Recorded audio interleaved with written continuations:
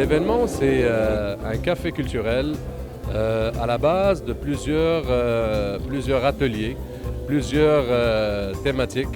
Donc, les animateurs vont devoir animer des kiosques sur des thématiques réparties sur l'histoire du monde arabe, l'actualité, les religions, la géographie, les langues.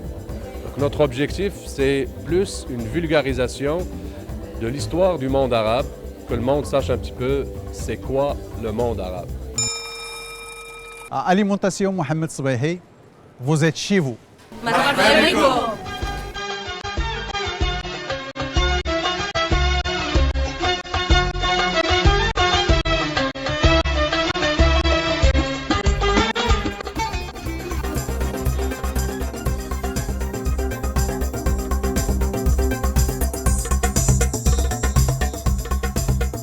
C'est important, surtout avec l'actualité qu'il y a en ce moment, les choses qui démontrent les attentats terroristes, tout ça, c'est pas la chose qui démontre de l'islam des Marocains ou des Algériens ou des Syriens ou peu importe.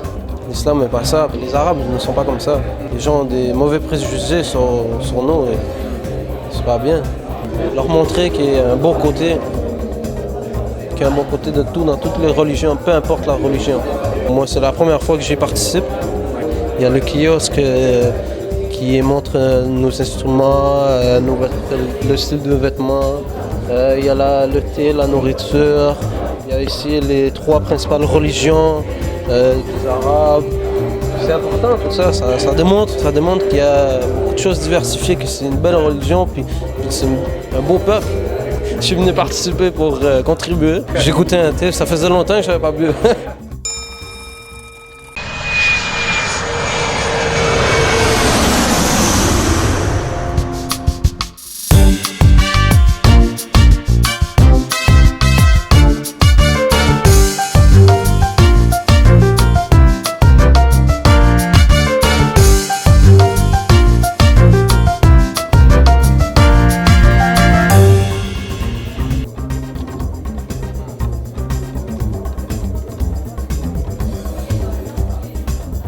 Je voulais faire connaître la culture kabyle, berbère, assez jeunes, qui posent beaucoup de questions et qui sont très très intéressés. C'est un projet qui a vu le jour il y a 1 an. Donc ça nous a pris du temps pour organiser les choses, pour aller chercher les animateurs, pour aller trouver beaucoup de collaborations. C'est la première fois qu'on fait un événement de cette ampleur au Centre Jeunesse de Montréal.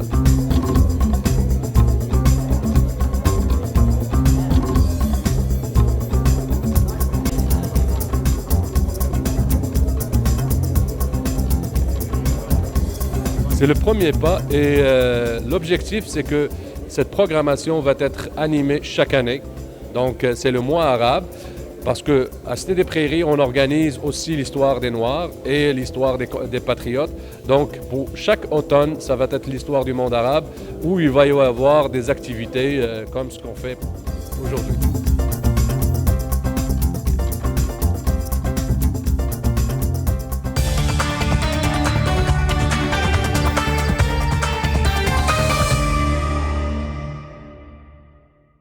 Je présente des tapis berbères, des tapis kabyles qui sont tressés à la main, différents objets et puis surtout des robes kabyles qui viennent de chez nous.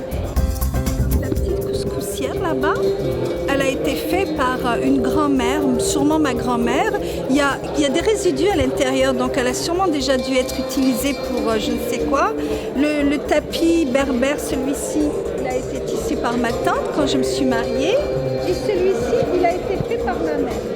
Et ce qui est beau, c'est qu'on peut voir que c'est vraiment de la laine qui est brute. La couleur n'est pas uniforme. Puis on voit que c'est de la laine vraiment qui n'a pas été travaillée. Ce qui a le plus intéressé et intrigué, surtout les jeunes, c'est la ceinture. C'est sûr que celle-ci, elle est plus décorative, c'est pour les fêtes, mais je leur ai expliqué qu'à l'origine, c'était fait juste avec des fils de laine ou de coton tressés et qu'elle pouvait mesurer jusqu'à 1 mètre, 1,5 mètres et que les femmes les utilisaient pour se tenir les reins, pour les mettre autour de leur leur taille pour tenir leur rang, étant donné qu'elles travaillaient au champ, qu'elles devaient soulever des objets assez lourds, donc ça les aidait.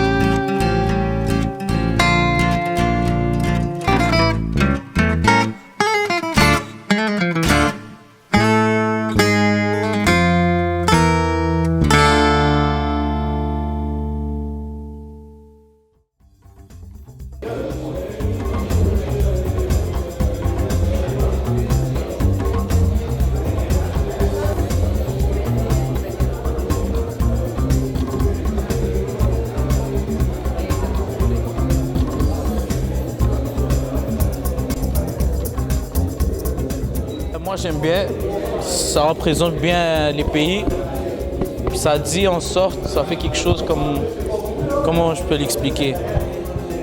Ça représente mieux que ce que TVA Nouvelles et tout ils disent de nous, vous comprenez?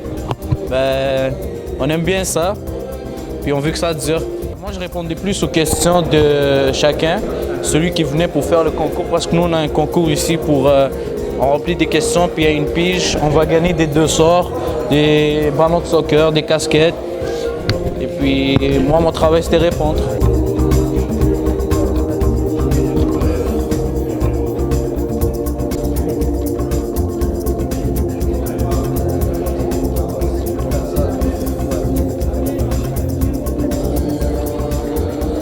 Je pense que ça ne peut que tomber mieux.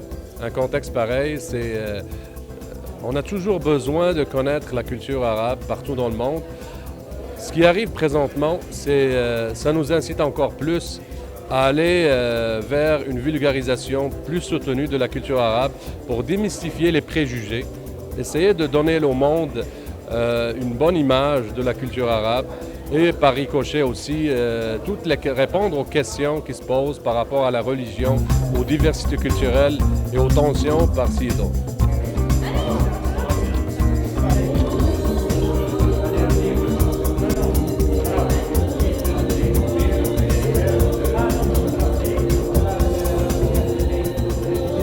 C'est un bel événement. On est là pour répondre aux questions des gens à propos de la culture arabe, puis des pays arabes. Puis c'est ça, c'est intéressant, on peut échanger avec le monde, on peut expliquer aux gens qui ne s'y connaissent pas très bien. C'est quand même intéressant pour de vrai, j'aime bien ça. Il y a quand même des choses qu'on passe à la télé, puis des trucs comme ça, puis le monde dire, ça parle mal de nous, puis tout. Nous on est encore là, puis on montre que, tu vois, on est bien, puis...